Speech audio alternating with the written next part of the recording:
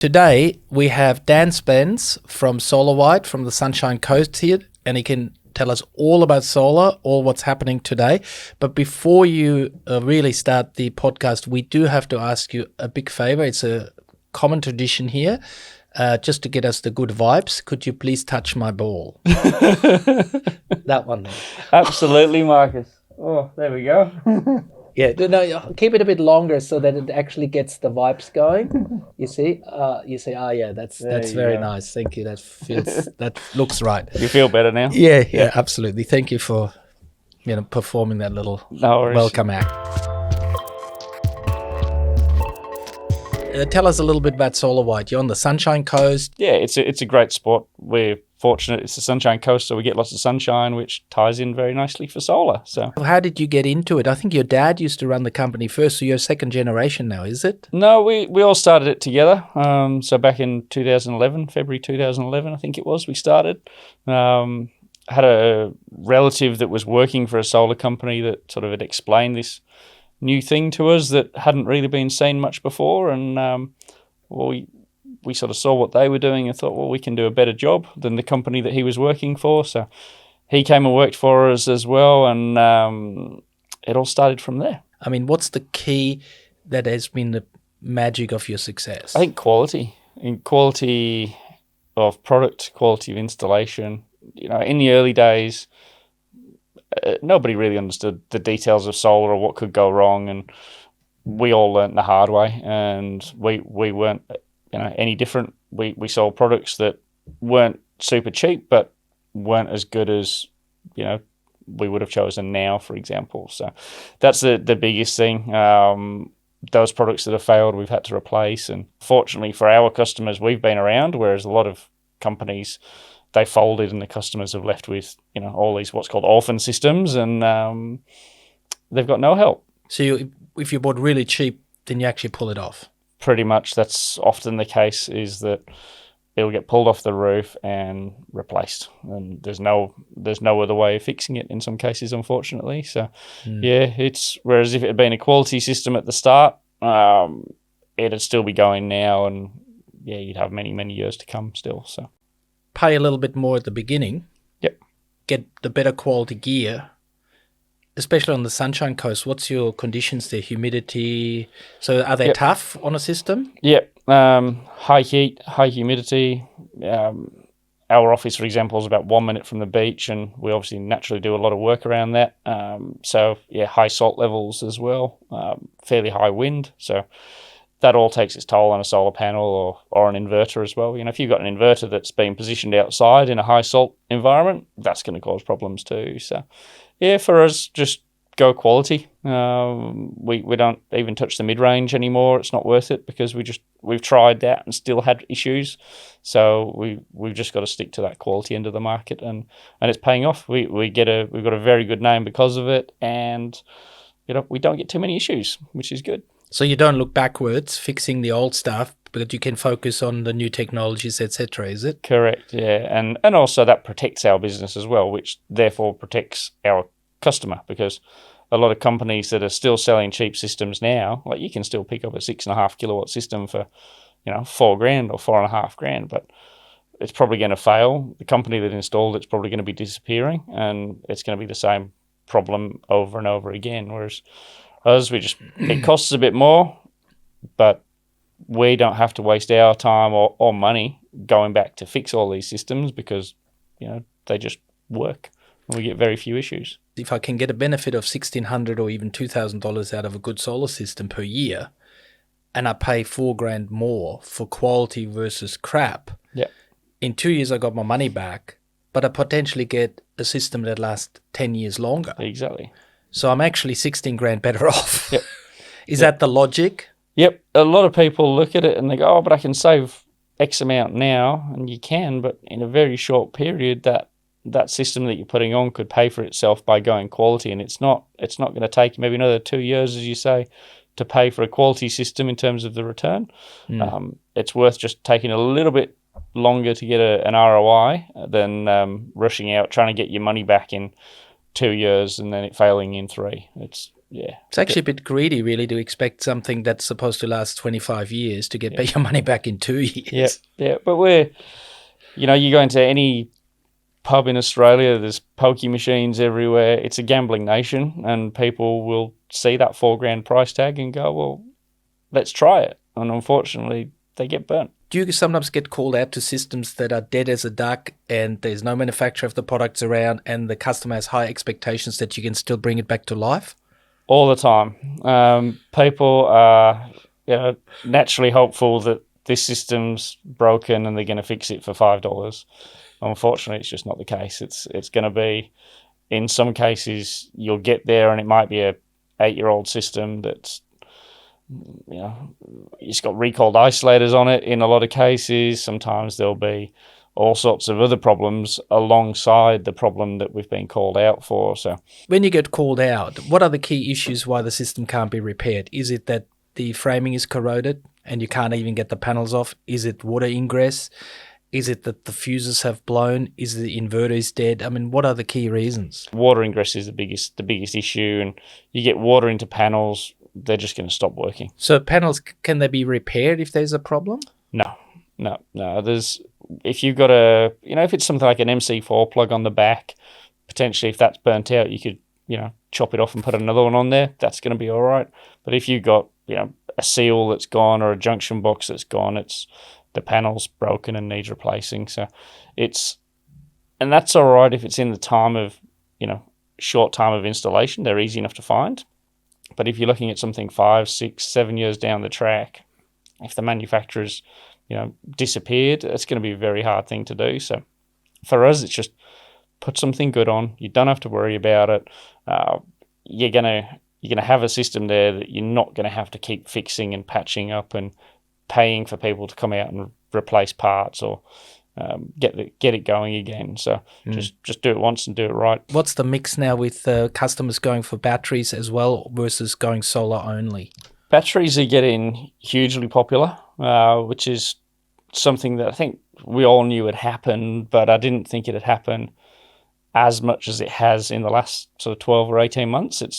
If we, in the last 12 months, we've installed more batteries than we've installed in the last 12 years. It's really just come out of nowhere and taken off. And, still, like, we don't sort of sell batteries as a fairy tale sort of, magic ending to your power bill. It's something that's there for different reasons, and a lot of people are doing it because they want to be more sustainable. They want to have power security, that if they get blackouts, they're still going to have power.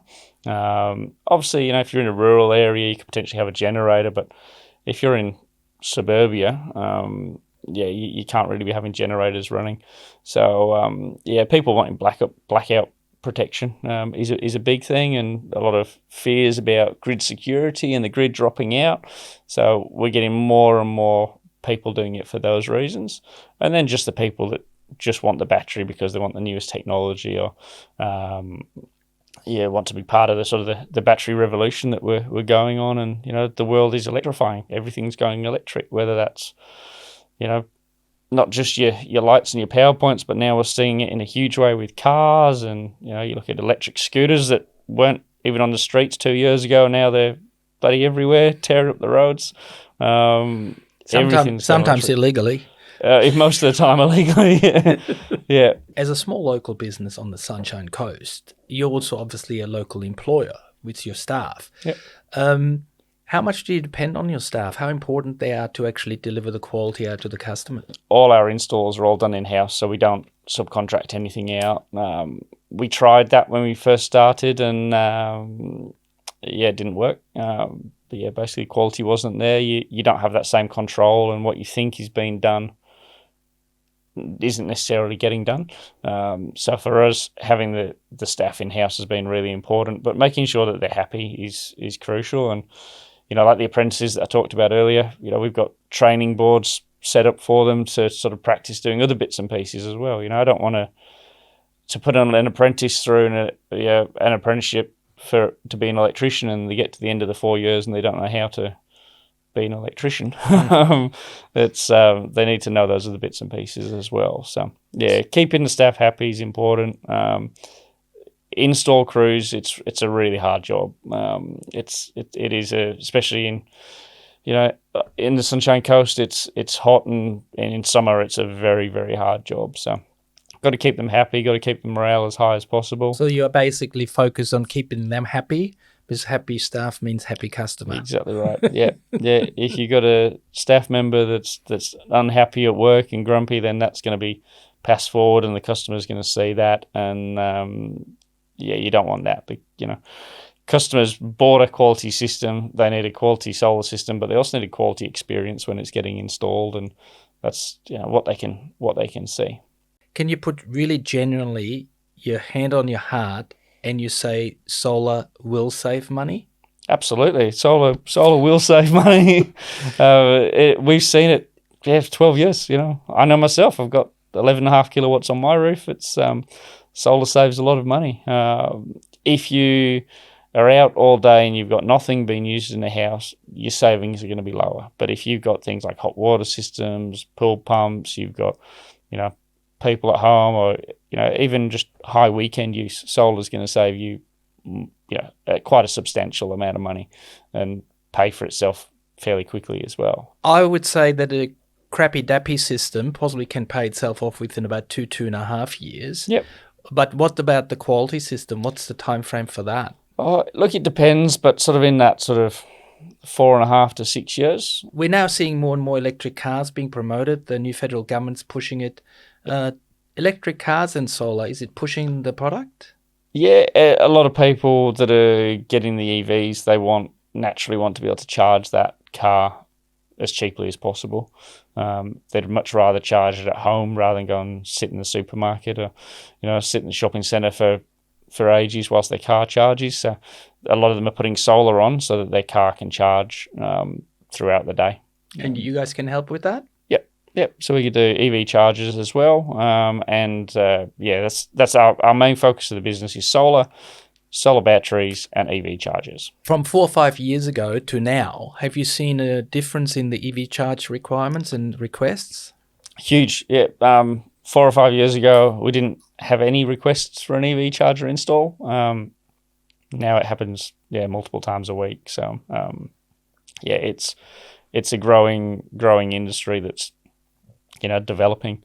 We're seeing more and more EVs on the road all the time. It's something that a few years ago you'd rarely see. I remember being in China back in I think 2016, and BYD had their first electric car on display there as this sort of prototype, and everyone was amazed at it. And that was the first time I'd seen an electric vehicle, and now we're seeing them all over the place. And BYD's in Australia too, but as well as a lot of other manufacturers. And it's exciting times, and exciting for us as a solar business, because cars use a lot of power, and we can create that with solar panels. But has the EV vehicle now changed anything in regards to the size of the solar system? It's easy to go, right, you've got an EV, so you've got a lot of power, so you need a massive solar system. You look at it and you go, yes, I do, but I'm going to charge that EV at night, and I'm never going to be here in the day, and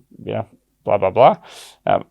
You don't necessarily need to go too big, because we can't do much with that EV. It's going to, unless you're looking at charging it to a battery and then discharging the battery to charge the EV, that's different. But if it's just the basic usage in the house, then we wouldn't go too big. But if they're here and they want to charge the car at the weekends, which is what a lot of people are doing, then we can have a system that's big enough to cope with that. So for us, it's just sort of diving in a little bit further than just let's sell you a 30 kilowatt system because you need a lot of power, or a 20 kilowatt system because you need a lot of power.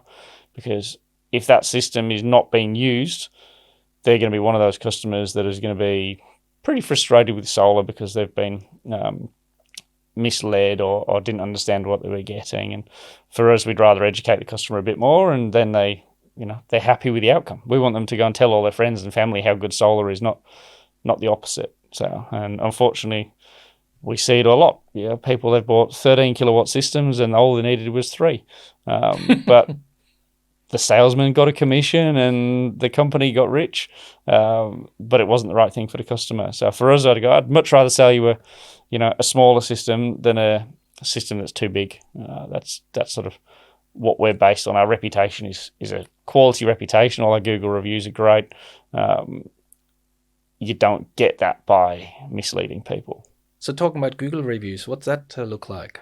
Yeah, 5 stars, obviously. You got a few 5 stars, have you? Pretty much all of them, yeah. So, how many? About 180, 160, something like that, I think. That's a good result. So, but is every single one a 5 star, is it? Pretty much, I think, yeah. I think there's maybe 1 or 2 that aren't quite 5 stars, but yeah, I'm still pretty happy with that. 12 years of business to have no negative reviews, I'm pretty happy. But you must have had a challenging install. You must have had a cranky. Make it a German, old, retired engineer customer. Come on. They're everywhere. Yeah. You must have had a challenging situation. Yeah, the Germans are a nightmare, Marcus. You know that. Was sagst du da?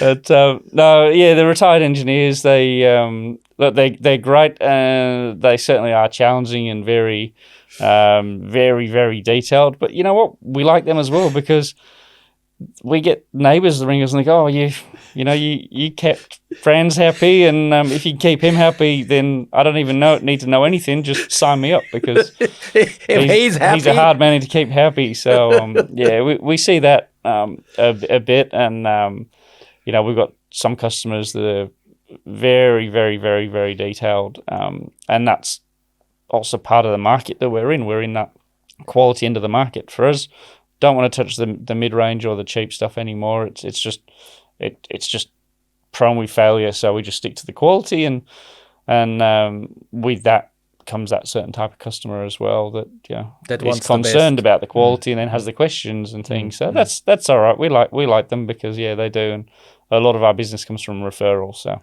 you keep those people happy and they spread the word. So. I know of an installer in Tasmania who had a solar system that was put in so remote they actually had to fly everything in, because I think it was on a mountain with very little access road and all that kind of thing. Have you ever had a solar system that was really a solid challenge, and can you tell us about it? Yeah, there would be, definitely. There's a lot of roofs that are an absolute nightmare, and the customer's expectation is no dent. It's a huge no dent, yeah, but they think it's a huge big roof, so we can just fill it with solar. But it might be a huge big roof, but there's angles everywhere and valleys, and it's shade, and they can be a nightmare. So we get a lot of that, and particularly again the market that we work in. We work on some nicer homes, and nicer homes are often designed by architects that get a bit too excited, and the roofs are a bit crazy. So. Yeah, it's quite common for us, I guess, that the job can be a nightmare. But yeah, we do what we can do. We go out to every job beforehand, so there's no surprises. Like the install, it's for us, some companies just sell on the phone and the installers rock up and work out a plan, whereas us, we're going to go to every job first and check it out, and then, then there's no surprises for install day, or hopefully nothing too major. So I hear the old trick, which is that you look at the roof only from Google Maps. You sell the system on a given price, but then on the day you find all the problems and charge more. Yep, hear that a lot. It doesn't happen with us. I had a case maybe a week ago, maybe 2 weeks ago, and one of our sales guys missed something.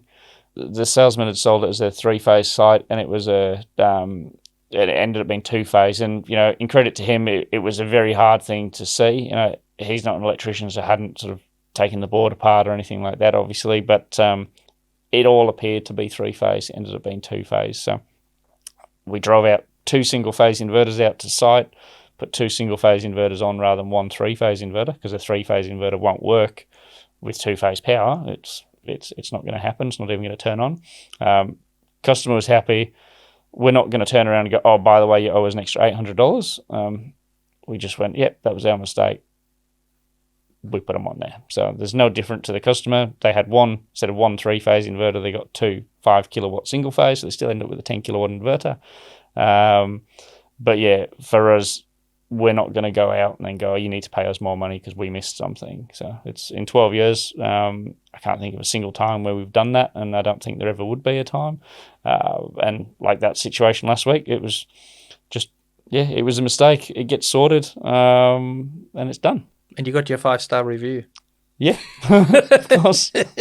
Yeah. Everyone's happy, and everyone can move on. So, how does the customer really understand what's involved in an install? It depends on the customer. So some customers will, have absolutely no idea what a solar panel is, or what an inverter is, or what anything is, and some will know an awful lot. So we sort of gauge that customer and then run them through, and also make sure that what they understand is correct, with how solar is going to work, and how it's going to react with different things, and what the plan is. So we just explain it all to people. We come out, we do the inspection.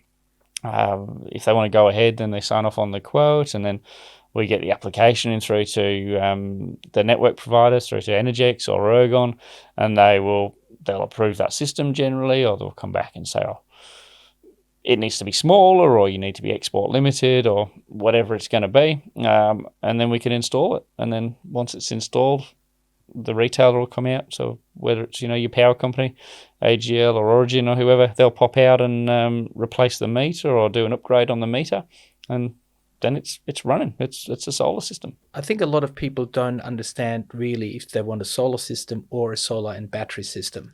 Yep. How do you advise them which one is the better way to go right now? We're very careful with batteries. So we sell an awful lot of batteries now, but we also make sure that customer understands that it's a much longer return on investment for a battery. If you pull the solar side of it out and you just have the battery on its own without merging that ROI between the solar and the battery, then the return on the battery is going to be, quite a long time. If it's merged with the solar, then that's different, because the solar payback pulls it right down. But it really depends on the customer. So for us, a lot of people, it's suitable to just go solar. But a lot of people, particularly in rural areas, if they're in areas where they're getting a lot of power cuts and they just want that power security, they want the battery. Do you do any education with people who get a battery? Because I know an installer installed a battery, and within about 2 weeks he had a very angry customer on the phone saying that the battery wasn't really doing very well because they had a blackout. And within 2 hours, the power in the house was already down and they were sitting in the dark. Yep. And the installer asked them what they had done, and they said, the blackout was happening. I was very bored, so I baked a cake in my oven. Yeah, we do. We sort of, the way that I explain it to customers when they're talking about batteries is that, you can have the battery, and the battery's there for, to get you through for your nighttime usage and things, so you're not buying power from the grid. But when you've got a blackout, unless you want to go and spend an absolute fortune, which, if they want to do that, that's fine. But if they just want to spend, your 10 or 15 grand on a battery, then that's fine. But it's, when you've got a power cut, you're camping. You're running your essentials. You're not running the aircon. You're not running the dryer. You're not running the washing machine. You're just running the essentials. And we've got to be careful. PlayStation and the light. It's the beer fridge. As long as the beer fridge is cold, happy days. But yeah, they're really just very selective as to what they want, what they can run, unless you want to start spending big money on it. So it's basically the battery's there to back up your fridge, to back up your lights, maybe a little bit of entertainment so that you're not sitting there bory-dory, or maybe this is the night to read a book. And then in the next day, should you still be in the blackout, the solar will actually back up your battery again, and so you're okay again for the night to do your normal consumption pretty well, as long as you're not... I think even the aircon, running it for half an hour to cool the home down a bit would be okay, as long as you're not pushing it for hours and hours and have it run overnight, because in the morning you will be stuffed. Yeah, it completely depends on the setup. So in some cases, in a blackout, you've only got certain circuits, in which case the aircon might not be on that. Some batteries, it's a whole house backup, but you still need to be careful with what you run. Some systems, we get some people and they got I'm not worried about backup. I live in a brand new estate. We don't get power issues. it costs more to back up because, there's a fair bit of work to do there. So a lot of people are like, I don't want to pay that extra. I'll just leave it for now and see how I go. So in which case, if they get a power cut, they've got no power, but that's their choice, and they know about that when they're making You explain that decision. because I know of customers who bought a battery without a blackout protection who That had didn't no understand. idea. Yep. And the company just sold them the cheapest battery. They thought they had a battery, but then there was no blackout. Yep. Do you explain that? Yeah, we explain that. Also battery sizing. So we're seeing like a lot of those companies, and they're sending out letters in the mail saying you can get a battery for whatever, or ads on the TV. They're 3 kilowatt batteries. They're That's nothing. tiny batteries. It's going to get you through nothing at all. Yeah, it's you're just not going to. You're not going to survive off it. I actually rang this company that sends these letters out for the 3 kilowatt system of less than 3,000, the big discount and all that. And as soon as I started having the conversation, they were trying to upsell me to a big battery, which was actually more expensive than the installer down the road. Yep. Yeah, it's just about getting that lead and getting that inquiry, and then they'll try and sell you a big system that probably isn't great to start with, but we see it a lot, and we see a lot of companies selling very small batteries because it's their way of saying to the customer, look, you can get a battery, and that's good. But if the customer wants to come back in 3 years' time and go, right, well, I'm now ready to expand that battery, they're probably going to turn around and go, all right, well, we probably need to start again, because when you look at my phone, like my phone, it's now 12 months old and the battery's not as good as it was 12 months ago. I then push that out to 3 years, the battery's definitely nowhere near as good as it was 3 years ago. So in a lot of cases, you can't just put another battery on, because you can't just mismatch like that. So also, a lot of times the manufacturers have changed models 2 or 3 times by then, and the old one won't necessarily talk very well to the new one. Yep. So my golden advice is, if you're after a battery, you get the right sizing at the beginning. Do not get fooled by the bloke who says, oh, you get a small one now when you got more money to come back, because when you want to come back in 3 or 4 years' time, technology will have changed, battery management systems will have changed, and as you said, you're going to start again. Yep, exactly. And we explain it to customers, and I've had customers that have come out and put on a let's say 3 or 4 batteries in a stack, and then want to add another one, and we go and put another one on, and then they ring again a year later, and they want to, or 6 months later, and they want to put another one on, and every time we say, like, is this where you want to be? Yeah, this is definitely it, and then we have to go back out. But unfortunately, if we're doing it all at the start, if we're going to put 6 batteries in a stack, all the work goes into the first one. To put the next battery on, it's just a case of lifting it on and then putting another one on top of that, putting another one on top of that. But that takes 2 minutes. Whereas if we've got to go back to site, instead of taking 2 minutes, it can take half a day in some cases. I don't think a lot of battery manufacturers recommend that. Yeah, so that's what you've got to be really limited. You really only want to do it within the first 12 months. So, which is why it takes so long to do it at a later date, because you've got to charge and discharge all the batteries, get them to all the right levels, calculate, do a lot of electrical calculations to sort of make sure that they're all in line with each other. I thought it was just plug and play. It is if it's done at the start. But they're issues that if the customer sort of just do it once and do it right, that's basically where it should be. Now, I noticed on your shirt you got the little REC symbol. So REC is a panel manufacturer, is it? So we started selling REC back when we first started in business in 2011, and they've just been incredible. We just don't get issues. In that whole 12-year period, I've had 2 panels fail, and that's it. I mean, let's do the math very quickly. You would have sold maybe, I don't know, maybe 5 systems, maybe 250 systems, 10 pounds, 2,500. So maybe on average you'd sell between 2,500 and 3,000 panels a year, or am I kind of somewhere sitting there? No, it'd be more than that. Right. Yeah. Okay, so we're talking at least 25,000, 30,000 panels, is it? Yeah, tens and tens of thousands of panels, and they just How many you got back? 2. Yeah, I had 2 very minor issues with a system that was on the beach, and REC replaced. And there was at the time, it was a very old system. It was one of the first systems that we sold, and and we did a check on it just before the warranty was up, because at the time panels back then had a much shorter warranty, and there was a bit of corrosion on some of the connectors, so REC replaced the whole lot. There was 3 months left to go on the warranty. And for me, that's how I judge a company's, not by price or how it looks or anything like that. It's like, what happens when shit hits the fan? How are you going to treat me, and how are you going to handle it? And they were excellent. Yeah. Whereas I've got other companies that are a nightmare.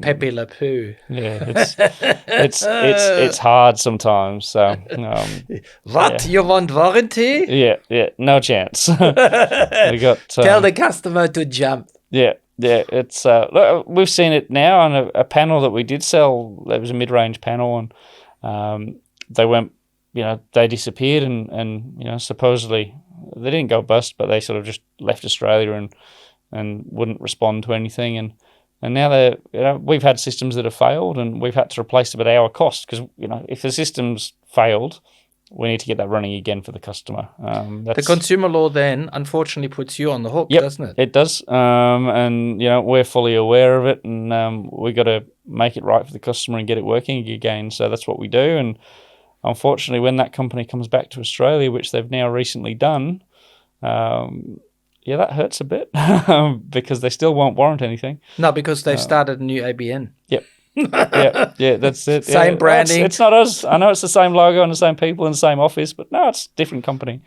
We see that a lot. So advice is, you are picking better panels and better inverters. All we do now is REC. So we've always had REC as our premium, and now all we do is REC. But within the brand, they do have different tiered panels, is it? What's the story there? Yeah. So they've got the REC Twin Peak. So the Twin Peak 5 is the one that we currently have, and the Alpha Pure R, which is basically the Alpha Pure R is pretty much the best of the best solar panel in the world. So you pay big money for it. But if you want the best, that's what you need. So you get higher efficiency, which means you can actually get more panels on the roof. That means if you've got a tight roof, you can get a bigger system. Yep. Higher efficiency, lower degradation. So they deteriorate less over, let's say, a 10-year period. Yep. Perform better under hot weather. Yep. So you get more output, because a lot of people don't realize, but solar under hot weather over 25 degrees actually doesn't go better. It actually can slow down a bit. Correct. Yeah. It makes a huge reduction in power, and some panels are they'll be rated at something and they're actually rated at a much lower, so they're flatline. When it gets really hot on the roof, you want the air conditioning, you want everything to run, but actually your panels are struggling. Your panels are lagging behind, whereas you need something that, especially where we are, Sunshine Coast, funnily enough, we've got a lot of sunshine, so you need it to be able to work well in those higher temperatures, and REC do that with both the Twin Peak and the Alpha Pure R. Right. So I noticed you've got an award there. Last night there was a ceremony. What's can I have ask you what you got? Yep. Did you get you unfortunately, are you stuck with the microphone? Yeah, I'm stuck a bit with the microphone. Go and squeeze. Go and get that Inspector Gadget's hand out. So what did you get? So we got 2 for the price of 1. Yeah, so we got 2 awards last night, which was really good. I was pretty happy with that and surprised by that. So can I have a look? We've got that one there, which is... Oh, sorry, I just broke the corner off. Kidding. Yeah, it used to be pointy. So you're a Queensland Partner of the Year. So that means from an RC perspective, you're the best company in Queensland, is it? Oh, I'll take that. Yeah, we sold more panels than anybody else in Queensland as well. Which I was really pleased with, and then that got topped off with that one, which is we sell more panels than anyone else in Australia. So happy days. Wow. So I suppose if you win the one for Australia, you've got to win the one for Queensland. Got to win the one for Queensland. It kind of comes by default. So great. Yeah, that was something I was really pleased to receive, and we're a small company. We work hard. I'm really focused on that quality end of the market, and it's there's always if you've got quiet times, it's always like, oh, well, maybe there's a cheaper option that we can sell more. Well, no, let's stick to our guns. Let's stick quality. It's going to pay off, and it's paying off. And we've got a really good brand out there. We've got really good reputation, and we're obviously But do you think inverters are a little bit more vulnerable than a really top quality panel? Yes, yeah. So, top quality panels, generally you're not going to get too many issues with. Top quality inverters, you're still going to get some issues with. Cheap inverters, you're going to get 5 minutes out of them. But a decent inverter, generally, like we install a lot. So, our failure rate's, fairly low, but you still get issues because we've got thousands and thousands of inverters out there. Just things just stopping working. Sungrow, we get a few fuses that have blown and things like that. But the biggest thing is just their response, how they are. Fronis are generally pretty good on it. Sungrow, if we've had Sungrow issues, we've got a direct WhatsApp group with the Sungrow technicians, and we can pretty much have something diagnosed and a decision in 5 minutes. So it's really good for us. I think it's quite important that the after sale is going quickly, because the customer, if the system is down, they're actually losing real money. Yep.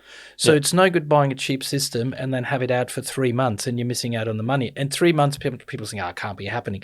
I've heard of systems being out for longer than 3 months. Yep. So let's say if there is an issue diagnosed with the inverter, what's your average back to life? Oh, look, I'd say probably about a week. If we can get it shorter than that, we will do. But we're in the Sunshine Coast in Queensland, and the manufacturers are generally down in New South Wales or Victoria. Yes, it depends on where they're coming from. So there's just a logistics thing that things have got to go on a truck, and that takes time. So that's sort of roughly about where it sits. It's rare that it would push out much longer than that. That's an excellent number. So, we generally try and get it. I'd like it quicker. When you go and see a customer, or your sales guys see a customer, how do they actually calculate the savings? Are they just kind of going, ooh, it'll be this way or that way, or is it a bit more sophisticated? Yeah, a bit more to it than that. And I guess with us, we sort of ask a lot more questions and see, what their usage is like. What, are they at home in the day, or are they at work all the time? Do they, what are they running? Are they running a pool? We'll often go and have a look at that pool pump if they are, and see how much power it's drawing. Is it just a pool pump, or is there a pool heater on there as well? Try and get a bit more of an idea as to load. We'll also look at their power bills as well, which gives you a generic sort of average daily use spread out over the 3 month period, or the 30-day period, depending on what it is, and just try and get as much information as we can, so that we can accurately, as accurately as possible, sort of give them a bit of an estimate as to what the savings are going to be, and we're realistic with it. If they're on a if they're on a plan that's really good, then we'll base it on what their plan is, rather than so if they're only paying 22 cents, but we know that, for example, I'm paying 33 cents with Energy Australia. That works for me because of the feed-in tariff I get and my usage and things. But if someone's only paying 20 cents, we don't naturally go, oh well, if you were paying 33 cents, you'd be saving more, because that's not what they're paying. They're only paying 20 cents, and hopefully they'll be able to stay on a similar plan to that when they transfer to solar. So, we give them as much information as we can, and get as much information from them as we can, and look at those air conditioners and look at consumption patterns, and really try and push a bit harder to find out what they're actually going to use. And if someone's got let's say they've got a heat pump for the pool and they've got air conditioners, chances are the heat pump comes on at the time of year when the air conditioner turns off. So you don't necessarily need a system that's so big that it can do the heat pump and the air conditioner, because they might be a similar load, but one, the air conditioners might get turned off in March, and that's when the heat pump gets turned on. So, you don't, just pushing a bit deeper just to get that bit more information. And that's what's going to give the customer, a more accurate, more finely tuned outcome, isn't it? Yeah, exactly. Rather than just, you've got a big bill, here's a 15 kilowatt system, see you later. Which a lot of sales guys do. Absolutely, yeah. And unfortunately, a lot of salespeople just don't understand it either. It's, I've interviewed them. I've had salespeople come to me. Oh, I've been working in solar for 10 years. And I'm like, all right, well, tell me about this. Tell me about whatever. Tell me about voltage rise. Tell me, and they got absolutely no idea. They are salespeople, whereas for us, my sales team, they're not the best salespeople. They're honest, are they? They're honest, but they're also, they're more informed. So that's the end of the market that we work in. We work in that quality end, so we've got to have informed customers, and to do that, they're going to get that information from our sales team. So they need to be informed and understand it, and watch out for it so that people don't get sort of caught out and things like that. So. Wow, I don't think I'd be a good sales guy for you, because I'd be just selling the system. $0 bill. Yeah. Never pay an electricity bill again. I'm sure you'd sell lots of systems and leave me with lots of problems. No, it's for us, I'd much rather sell less systems, but the customers, got the best outcome. And we lose jobs because of it. I know that we've lost jobs because, we haven't, you were the one guy who said you're going to have to upgrade your switchboard and that'll be $800, and all the others didn't tell him, but charged him on the day for it. Oh, by the way, we didn't charge you, so now we need to charge you. Yeah, we've told them at the start. Yeah, so you see that a lot, unfortunately, where it gets sold on Nearmap, and which is a satellite overview. Yep. And you're obviously not getting the details. Yeah, there's no detail. You can't see that it's a brittle tile, or a Spanish terracotta tile or something like that, or asbestos even, which we won't touch asbestos, obviously, but you just can't see that, and then the installers get there and go, oh, by the way, you're going to need to pay another $1,000, or we know you've taken the day off work, but no point. Now the solar industry is here to help save the world, the climate change issues and all that. So we're all supposed to be really good people. Are there such things as solar sharks and solar cowboys? Absolutely. Unfortunately, a lot of them. And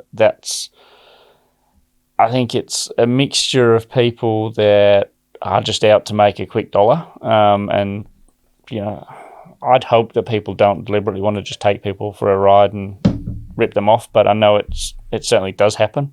People selling really cheap systems for huge prices is one problem. Then you get people that are selling, cheap systems at cheap prices and cheap install, and everything's just terrible. And then you get the ones that think they're good, but don't actually know very much, and they can be a problem as well, because they're not actually installing it correctly, and that can be a real problem too, because they're then they might build up a big business, or they might be training other people, and I've had installers come to us that have been installing for years and realize that we actually don't know how to do a very good job. We thought we were doing the best we could do, but now we've realized that it was crap. And I've had installers turn up and last 2 days because it's too slow working with us, because we want to do too much to get it right. But my guys know that I'm particular with everything. I want it to be right. I want it to be perfect. And if it takes longer to do it right, well, make it take longer and do it right. If it's quicker to do it another way, and it's going to be cheaper but not as good, Come on. Do it the longer way. Let's cut a couple of corners. Yeah, well, look, it'll be great to do it in the short term, but in the long run, it's going to bite you on the ass. And the same with panels. With panels, a cheap panel will last for, in theory, a few years or 5 years, or, if you do really well, you might get sort of 8 years out of it. But yeah, it's not a good idea. Put something on that's going to last and do it properly, and take away that risk factor as well. If you're going into a home, the last thing you want to do is pulling it off. And also we see it a bit now where people have got, and to revisit that sort of thing we were talking about earlier, but where people have got an old system that's got maybe 20 panels on there or 25 panels on there, and then now 7 years later they've all failed, the manufacturers disappeared, the installers disappeared, everyone's gone, and we need to replace it. And we might only be putting 20 panels on the roof or 15 panels on the roof to do the same job as the old system was doing with a bigger system. And in some cases they've had the roof sprayed and they've painted around the panels, and now you've got two different colours on your roof, or just the roof is faded differently under where the old system was, and your roof can look a bit nasty. So just putting something decent on for that reason as well is important. We get the rebate partly for the government wanted to support environmental reasons and create more renewable energy. So if I then turf that system after 5-6 years, the environmental outcomes are terrible. Absolutely, yeah, and it's awful.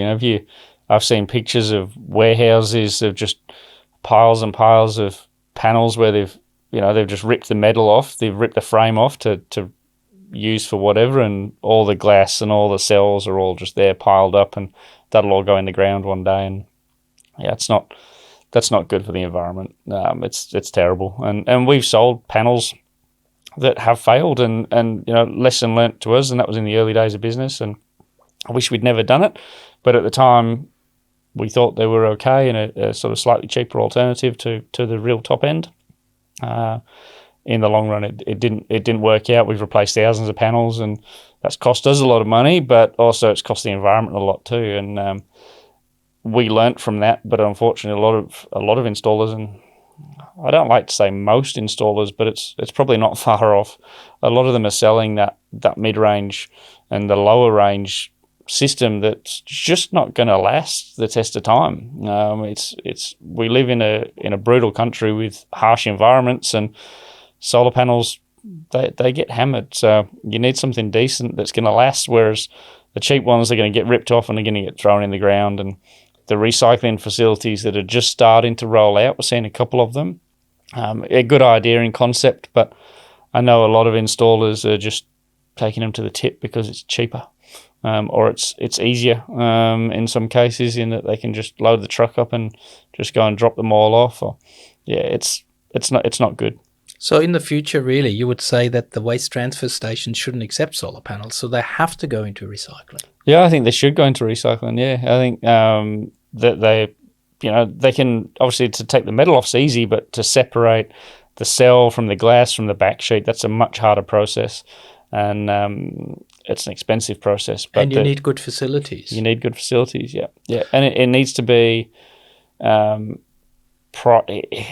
don't know how you get around the cost part of it. People don't like paying to get rid of things or recycle things. I think that's the problem, and that's probably something that needs to change as well. That it's not just about us; it's about our children or our children's children for the decades to come. That we need to protect the planet for that too. I hear solar panels don't have any moving parts. They're sitting up there on the roof. Just let them be there and they'll be fine for 20 years. Is that right, or do I need maintenance? Well, if we left you for 20 years, I reckon you'd stink a bit. We do need a bit of a wash every now and then. Just that cleaning them at least as a bare minimum is important, but also worth getting it checked. Things can get knocks. I've got, my own house, there's a possum that I've heard that gets up on the roof, and I need to get up and just keep an eye on those panels, make sure that it's not knocking any cables or things like that. Chewing? Yeah, I have seen that once before. I've only seen it once, fortunately, but was the possum still hanging on the cable when it got the high voltage? It was. The possum wasn't much left of the possum, but there was still a bit of possum there. So things like that, just cleaning them is the bare essential. That's the absolute bare minimum. But also, we do it, as a company, we do a full system check and clean where we clean the panels, but we also, do a full check on it, make sure the production is all right. Checking that the racking hasn't come loose? Yeah, checking the racking, checking all the cabling underneath it, checking plugs. Check all the plugs. As much as we can get access to without having to rip all the panels off. So it depends on the systems. Some systems that have been installed, you can't get access to any of these things. An old system that's got some DC isolators on that we can see have got water in them, then we'd make the recommendation to swap those out. Some systems, unfortunately, we go to and there's that bad, and we have to lock it off and say we can't do anything. We can't leave the system running. It's unsafe. Unsafe to leave it running. Yeah, so it doesn't happen very often, but it does happen occasionally, which is a shame. But it is what it is, and that's often those old systems that haven't been touched for 5 or 10 years. No one's done anything to them, and if you let something and if you just leave it, it's whereas a bit of preventative maintenance is probably going to help. How often should people look at it? Oh, look, if you talk to someone that's got a business based on cleaning solar panels, they probably tell you it needs doing every sort of 6 or 12 months. Realistically, I think it's not a major part of our business, and it's just a service thing more than anything. But every sort of 18 to 24 months is fine in most cases.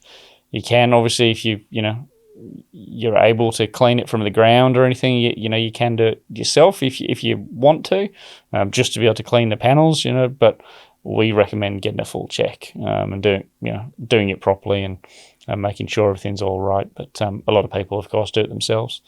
I don't know, with homeowners on ladders and all that, when you're over 55, you just don't bounce the same way. No, it's not a good. The only thing, if you're going to try and do it, if you had a really easy to access system that you could do from the ground, from a telescopic pole or something, that's all you could do. But in terms of getting on the roof, that's what we're trained for, and that's what we do. Ladders are, if you're not used to being on a ladder, it's a lot more dangerous. And if you're nervous on a ladder, it's really, really dangerous.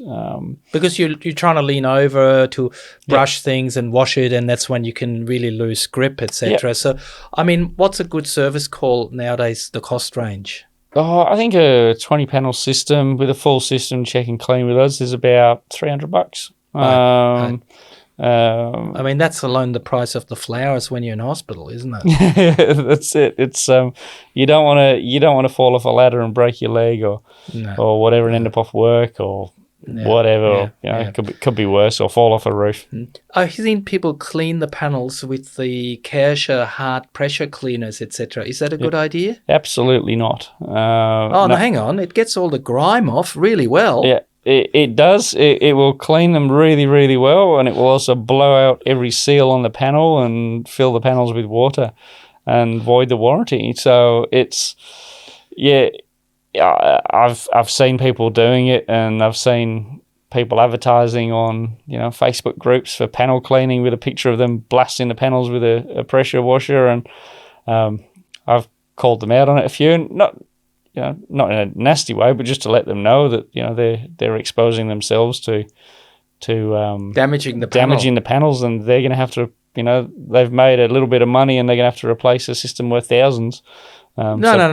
Best not to do it. They'll just never come back. Yeah, they'll just disappear. So. And the homeowner will have a system that fails after a few years with a lot of micro cracks, but they wouldn't know what caused it in the first place. How do you prove it? The panels have got water in. So no, definitely, if you're cleaning panels, just low pressure, soft fibrous broom. Nothing too hard. To get a good solar and battery outcome, what are your golden rules? Do a little bit of research. Don't just go in and listen to one quote, think you know it all, and then sign off on it. Get a couple of quotes, do a bit of your own research. Don't sign up to anything there and then. Get your prices, get your information, find out what products you're getting, and then go and do your research, and then start asking more questions from there. Don't base it on price. As they say, the joy of a cheap price will very quickly be outdone by the pain of a cheap failing system. Spend that time at the start to make sure you're making the right decision. And our business, we're not in everybody's price point. But if you can stretch it or even, finance, a bit of it to get to that, you're going to get a far better outcome, because you're going to get a much better system that's going to last you without the problems. So looking at those different alternatives as well. Just quality. Don't just go for the cheapest thing that you're gonna find, because the cheapest just it's gonna be a problem. Now, you have seen thousands of solar panels installed. You've been in the industry for over a decade. Out of all the advice of go for quality gear, make sure the install is done well, make sure they have good after-sales service, do your research in the first place, all of those things, what's the one key thing out of all of those that's the most important? I think installation. So who's actually doing the job? In the early days, as I said, we used subcontractors for a very short period and soon stopped. There was a lot of problems that we found out about, and then a lot of problems that we found out about later. But yeah, install is crucial. I run a pretty tight ship with how our installers do things, because I've got to. It's protecting our business, and the way that it's installed is going to make a huge difference. If you've got a monkey on your roof running around slinging panels, they're going to be damaging everything. They're going to be doing a bad job. They're going to forget things. You need someone that's going to do the job properly and take time to do it right. You've been in the industry now for a decade plus. Yep. That's a long time in solar. And you've seen the boom and bust. It's called the solar coaster. Where do you see the next 4 to 5 years going? I think huge electrification of the household. So we're seeing it a lot now with batteries are coming in, but EVs are going to be a huge load that's going to be put onto the house, and a lot of people, they might not be considering an EV just now, but maybe their next vehicle, if not their next vehicle, certainly the one after that is probably going to be an electric vehicle. So that's a huge thing. On top of that, we're then seeing a lot more smart home stuff coming in, where people are, you go back, I don't know, whenever like these Alexas and Google Homes and things came out, that's just the start of it. That was maybe 5, 6, 7 years ago.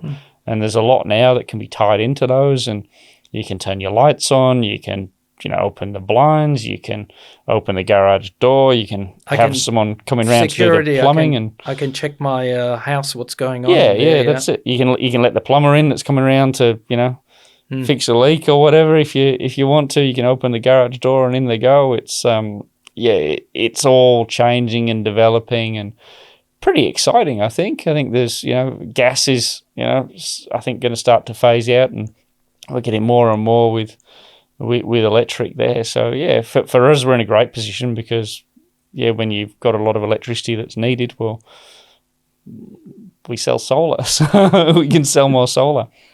That's I think we're in a fortunate position that way. But also it's exciting too. There's going to be a lot of things, and I think in time we'll see it where, at the moment we can turn on a hot water system to heat only when there's enough power to do it from the solar, or if you turn your air conditioner on for an hour, it'll turn the hot water off and wait until the air conditioner is finished. There's those sort of smarts that are coming out, but I think that's the start. It's going to just blow up.